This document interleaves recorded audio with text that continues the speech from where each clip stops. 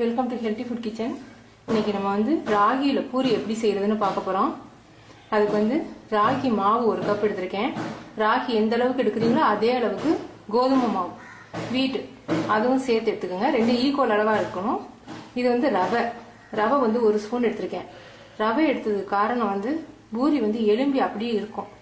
நீங்க சாப்பிட்ற வரைக்கும் அப்படி இருக்கும். என்னுடைய பீட்ரூட் பூரி ரெசிபியில பாத்தீங்கன்னா ஒண்ணு மேல ஒண்ணு அடுக்கியிருப்பேன். அது அமுங்காம அப்படி இருக்கும். அதே சமயம் சாஃப்டாவும் இருக்கும். நல்லா ஹோட்டல் பூரி மாதிரி எலும்புறதுக்காக ரவை சேர்த்திருக்கேன். ஆயில் 1.5 ஸ்பூன் எடுத்திருக்கேன்.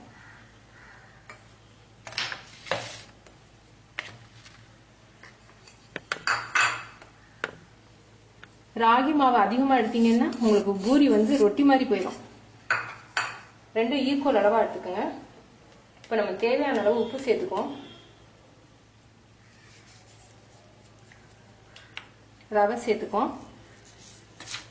எல்லாம் நல்லா மிக்ஸ் பண்ணிக்கோங்க.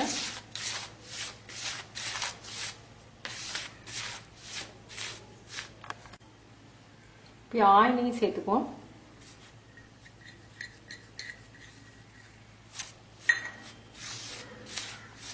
இதுக்கு தண்ணி ரொம்ப அதிகமா சேர்த்துடக்கூடாது. சப்பாத்திக்கு மாதிரி இலக்கமா இருக்கக்கூடாது. கொஞ்சம் பூரி மாவு இறுக்கமா இருக்கும். கொஞ்சம் அதிகமா தண்ணி சேர்த்துட்டீங்கன்னா எண்ணெயை குடிக்கும்.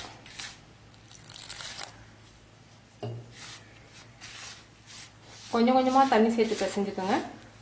சப்பாத்தி மாவை காட்டிலும் கொஞ்சம் இறுக்கமா இருக்கணும் மாவு.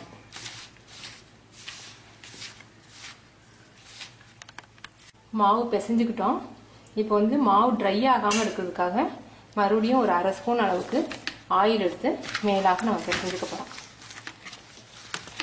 சப்பாத்தி மாவு ஒரு மணி நேரம் 2 மணி நேரம் ஊற வச்சு போட்டீங்கன்னா சாஃப்டா இருக்கும். பூரி மாவு பிசைஞ்ச உடனே போட்டா தான் உங்களுக்கு நல்லா இருக்கும். ஊற வச்சீங்கன்னா எண்ணெயை குடிக்க ஆரம்பிச்சிடும்.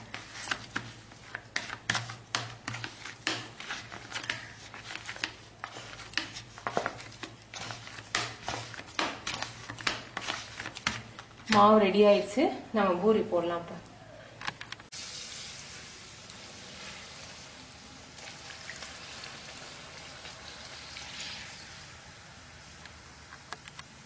பூரி எப்பவுமே ஹை ஃப்ளேம்ல வச்சு போடணும்.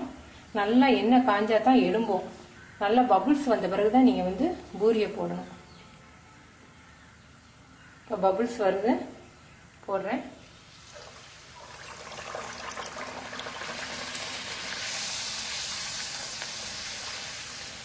இப்படி மேலாக ஆயில் அப்படி எடுத்து ஊத்தும் போது நல்லா எலும்பும்.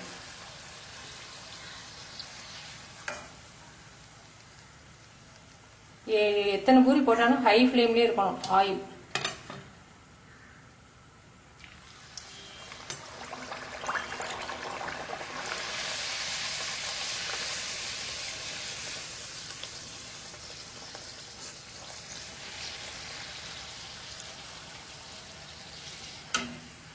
நல்லா சூப்பரா எழும்புது.